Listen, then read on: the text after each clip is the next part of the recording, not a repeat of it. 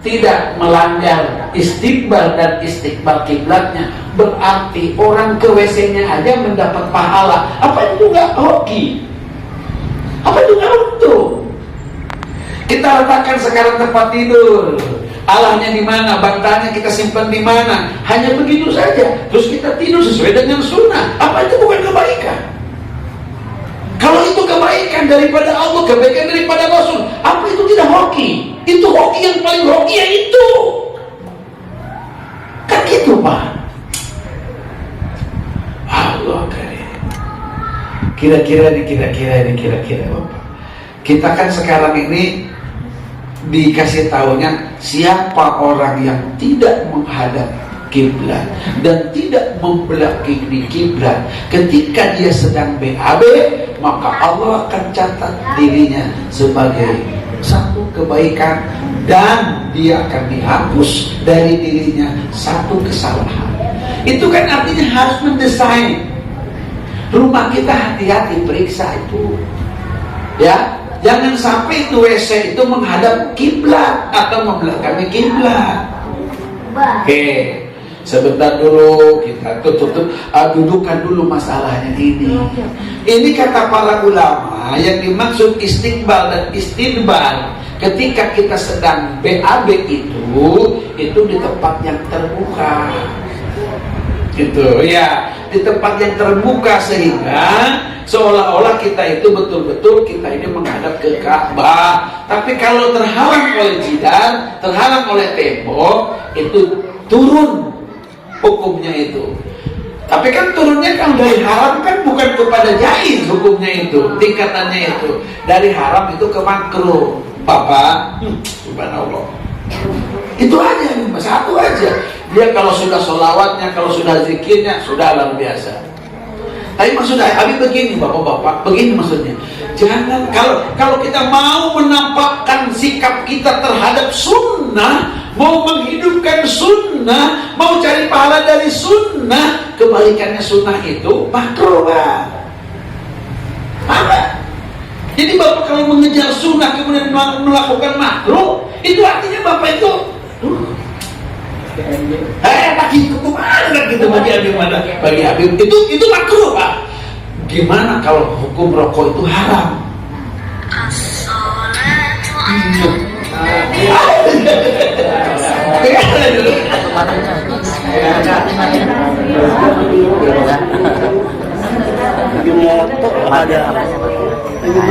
Ya, jadi maksudnya yang penting kita ngaku aja dulu, ngaku dulu lah. Kita tempatkan hukum ini, jangan sampai kita nanti meremehkan. Cuma makruh ini, kok makruh ini? Makruh ini apa maksudnya? Kalian itu akan dicuekin oleh Rasul, gitu kan? Tapi saya belum bisa ninggalinnya. Ya kalau belum bisa kata aja ngaku, kan gitu. Harus ngaku salah kita, ngaku kita ini apa boros, ngaku melakukan sesuatu yang kurang manfaat, ngaku dulu aja. Ngaku dulu, toh nanti kan Allah yang nanti akan mengampuni atau memaafkan itu, Pak. Bukan ustaz, bukan guru, bukan dalil, Pak. Bukan. Cuman begini, niatkan dulu. Ya Allah, jangan kau matikan aku sebelum aku berhenti ngerokok gitu. Ya iyalah. Iya kan gak ada yang mati ngerokok. Ya iya. Ayo sok rahasia tersebut. Kalau belum mati mau nggak dimatiin. Iya, mau mati mah rokok juga dimatiin. Iya. Tapi pinter ya. Nah, jadi ibu-ibu sebenarnya setuju sebetulnya ini. Bapak kurang setuju. Ngaji mah pokoknya disampaikan aja. Setuju nggak setuju. Baik, ulangi lagi. Ini kita perkaranya. Ulangin lagi, tidak sederhana kata Abi ya. Yuk coba kita arahkan kepada kiblat itu kayak apa, kita kaki jangan sembarangan, kan gitu kan. Jadi harus tahu dulu kiblat kemana ini kita ini. Yuk kita buat kebaikan dengan kita membangun rumah aja akan ada kebaikannya kayak apa, gitu kan. Jadi nanti didesain desain. Apalagi kalau kita nanti punya uang, nanti kita cita-citanya itu ini WC, ini tempat mandi, ini tempat wudhu, berbeda. Jangan sampai wudhu nanti di tempat BAB gitu. Memang begitu harusnya, memang kita sunahnya. Atau perbi maklum dah, namanya juga mana kredit, nyicil lagi. Ruangannya kecil. Segitunya uangnya juga, ya udah. Yang penting tahu dulu mananya. Kalau nanti wudhu di situ ada WC-nya, berarti doanya jangan keras-keras. Jadi dalam hati aja, karena melafalkan lafaz Allah dalam keadaan kita di WC itu yang tidak boleh. Kalau wudhu di WC silakan aja. Nah kan gitu tuh, nanti kan ilmunya ada aja. Tapi kalau bisa kenapa tidak?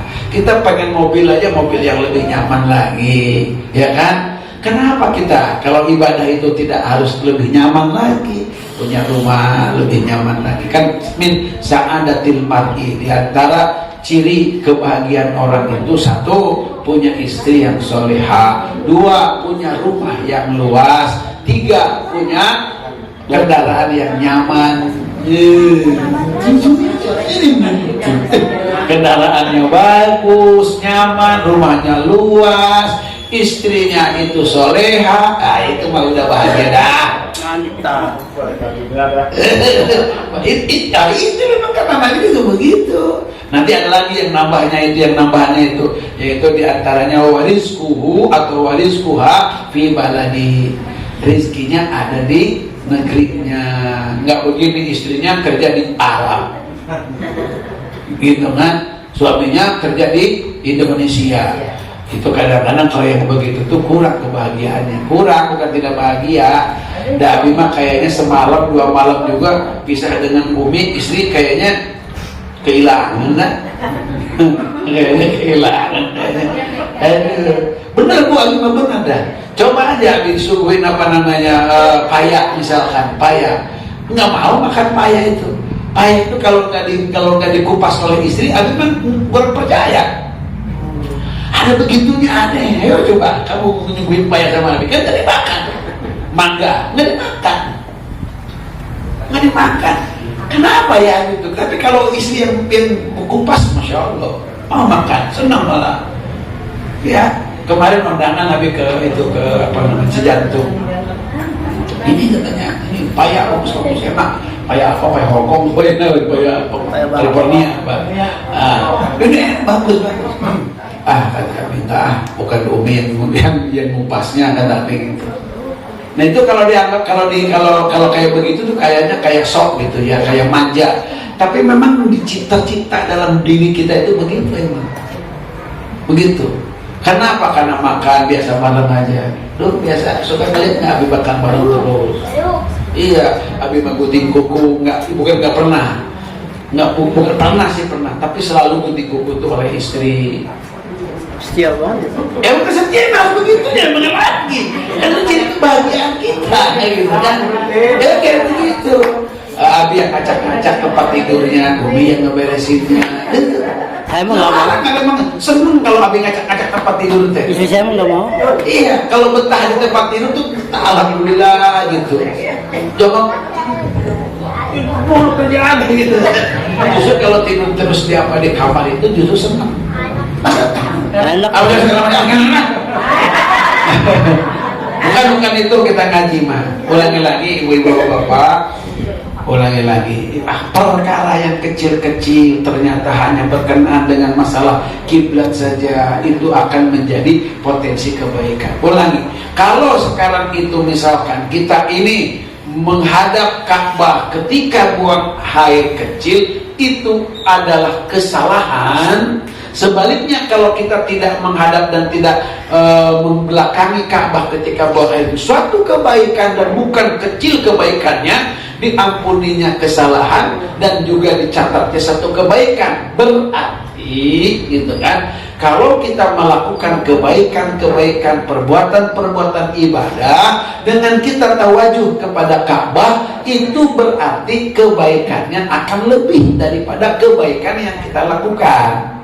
Ibarat kalau kita wudhu misalkan, kita ini melakukan ibadah tanpa wudhu itu sah, maka dengan wudhu itu akan berlipat kali gitu. Contoh, kita dizikir misalkan la ilaha illallah atau sholawat, marhaba, boleh nggak tidak punya wudu? Boleh. Tapi kalau kita sampai punya wudu, maka kebaikannya akan 10 kali, kan gitu. Gimana kalau kita kondisikan, misalkan kita marhaba, kemudian kita misalkan baca Quran, baca sholawat, kemudian selain kita punya wudu menghadap kiblat, itu juga perkaranya bakal lain lagi, gitu ya, perkaranya lain lagi.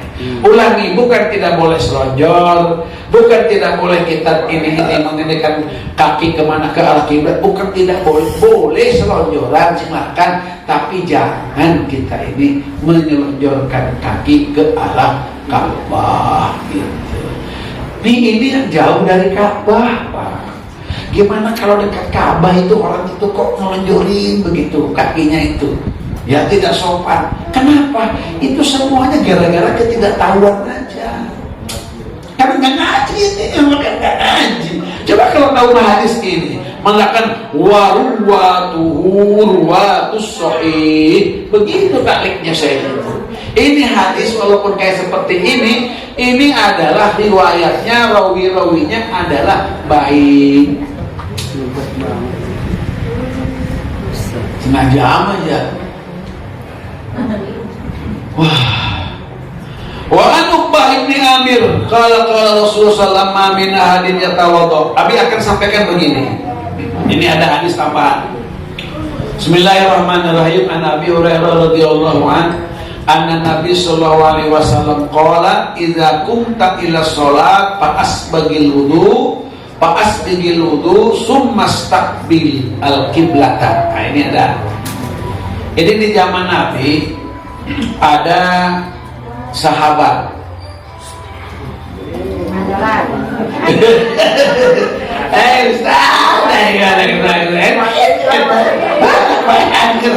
Geprek.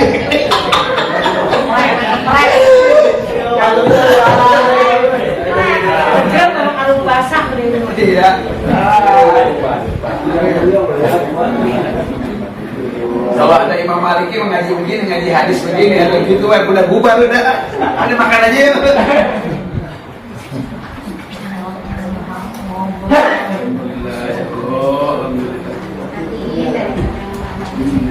Allah bagus benernya. Kita minum, kita baca alhamdulillah, katanya diampuni dosa kita. Betul aman Allah.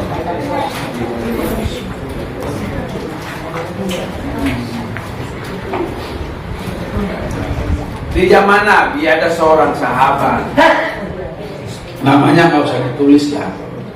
Dakhalal masjidah, kemudian dia masuk masjid. Fasolat solatan, kemudian dia sholat. Ghairu mujzi'ah, sholatnya itu kurang benar. Wa nabiyyu yanzuru ilaihi, dan Nabi sallallahu alaihi wasallam melihat Nabi melihat kayak begitu. Kemudian falamma faragha min sholati jaa ila Nabi sallallahu alaihi wasallam, setelah selesai sholat kemudian dia datang kepada Nabi sallallahu alaihi wasallam. Fasallama alaihi, kemudian dia salam kepada Nabi, assalamualaikum, kira-kira kan. Nabi bilang faradda alaihi, kemudian Nabi menjawabnya salamnya. Summa qala irji fasalli fa innaka lam tusalli. Masya Allah, kata Rasul, katanya kembali lagi, kamu sholat lagi, kamu belum dianggap sholat. Coba tuh, kayak apa tuh? Sahabat tuh, ulangin lagi, sahabat. Dia tahu sholat dari mana coba? Kalaupun tidak dari Nabi langsung, kan dari sahabat berarti. Ini murid sahabat, ini murid Rasul ini. Bukan batak-batakan ini ya. Luar biasa. Akhirnya dia sholat. Sholatnya seperti sholat yang awal. Faraja wa amila fi sholati tsaniyah kama amila fi sholatil ula. Dia sholat lagi, tapi sholatnya itu, sholat yang kedua ini seperti sholat yang pertama. Itu orang salam lagi sama Nabi. Ini bolehnya berkali-kali kita ngucapin salam atau bersalaman, dijawab lagi oleh Nabi. Nabi bilang lagi, irji, kembali lagi kamu, fasalli, sholat lagi. Paina kalau untuk sholat, kamu belum dianggap sholat. Allah kali sampai 3 kali. Itu sahabat, Pak. Ya Rabbana ya Karim, matanya sahabat itu tidak ada maksiat kan, belum ada YouTube. Iya. Iya, emang kan maksiat itu? Alas. Apalagi kalau misalkan ibu-ibu yang tahu ibu-ibu itu aurat tuh. Ibu mau wajahnya itu aurat. Apalagi selain wajahnya. Sekarang itu main eta apa status lah, TikTok, astagfirullahaladzim. Kenapa ya? Kenapa begitu ya? Kenapa? Ya Allah, ya Allah. Maksiat matanya. Ini kalau kita maksiat mata, itu sholatnya nggak benar itu. Kalau kita bohong, dusta, kita nggak bakal dikasih anugerah khusus sama Allah. Apalagi makanan kita. Belum suara-suara yang mengganggu, suara mobil, suara motor lah. Radio tetangga. Ya lagi bunyi HP lah. Musik di tetangga. Mengganggu benar. Makanya kata saya, kalau ada orang sedang sholat khusyuk Allahu Akbar, ningnung ningnung ningnung ningnung ningnung, terus terpaling dia dari kehusuannya, maka dia suaranya itu akan diminta oleh Allah untuk mengganti sholat seluruh orang yang mendengar dan terganggu dengan suara itu. Itu udah pasti. Itu saya begitu bilangnya. Pasti begitu. Karena kan memalingkan kita kepada Allah. Pak, kita berpaling dari kiblat aja Pak nggak boleh Pak. Gimana berpaling dengan Allah Pak? Subhanallah. Siapa yang membuat berpalingnya itu? Itu ternyata suara HP. Makanya sebelum masuk itu matikan yang punya HP. Apa yang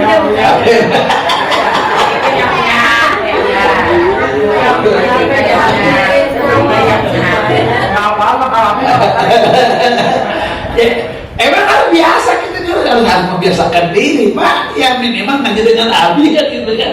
Minimal gitu. Ini Abdul malam-malam tuh coba malam-malam. Orang-orang oleh itu baru-baru dia itu. Baru katanya. Aduh, ngaji begini ya ngajinya ini bagiannya katanya aneh katanya gitu. Ya iyalah kita kan mau gimana mau dapat pahala kita ngaji itu. Walaupun Bapak nggak bawa kitab, nggak nulis, duduk aja dengan duduk yang baik, itu kan lebih daripada kita sholat 1000 rakaat. Iya, tapi kan sholat kan biasa kalau sholat sambil ngobrol, ya kan? Dia biasa kalau sholat tidak nutup aurat. Iya tuh, masa sholat sambil ngobrol? Nggak bisa. Kita tidak bakal dapat pahala sholat. Nah, makanya duduknya biar baik, duduknya biar bagus, pakaiannya biar baik, pakaiannya biar bagus, jangan kebuka aurat. Syekh Madam duduk dengan Abi aja Syekh Madam duduk gitu tuh. Itu nutupin apa namanya? Nutupin kakinya itu. Nutupin kakinya itu sampai ini jadi gini gitu. Nutupin begini. Nutupin. Kalau dia begini nih, ini Abi ada di sini nih, dia beli ada gini nih. Jadi sampai tidak boleh menampakkan kaki gitu. Itu ya Allah kan Ali muridnya. Ya kan Ali muridnya. Masya Allah. Jadi Bapak juga harus kalau nggak guru itu murid itu harusnya Bapak juga datang harusnya kemarin laksanain itu. Cek satu ayah kamu ngantuk. Ayah mengal ya.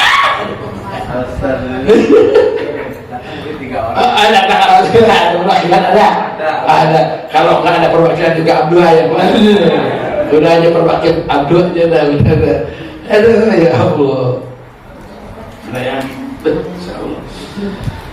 Apa itu akhirnya 3 kali itu orang itu. Akhirnya kata Nabi begini. Kalau kamu mau sholat, yang pertama harus kamu perhatikan wudu.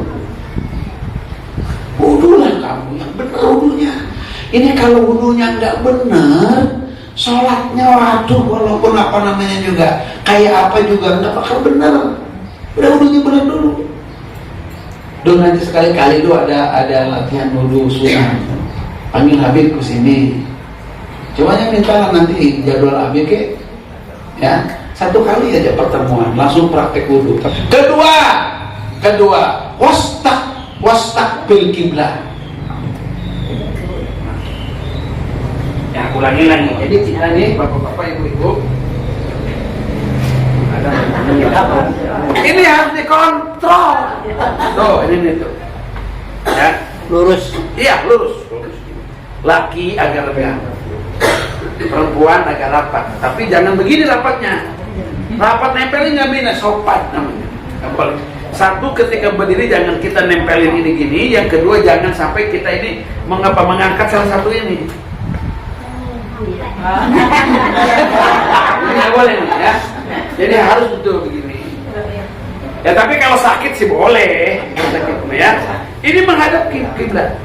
Nah, kemudian ulangi lagi. Ketika sujud pun nanti ada ketentuan hadis. Ketika sujud pun ini harus ke kiblat. Begini tuh, tuh. Sini tuh, sini tuh. Ini harus ke kiblat ininya juga nih. Nih kiblat. Ketika duduk juga sama yang merubah gini.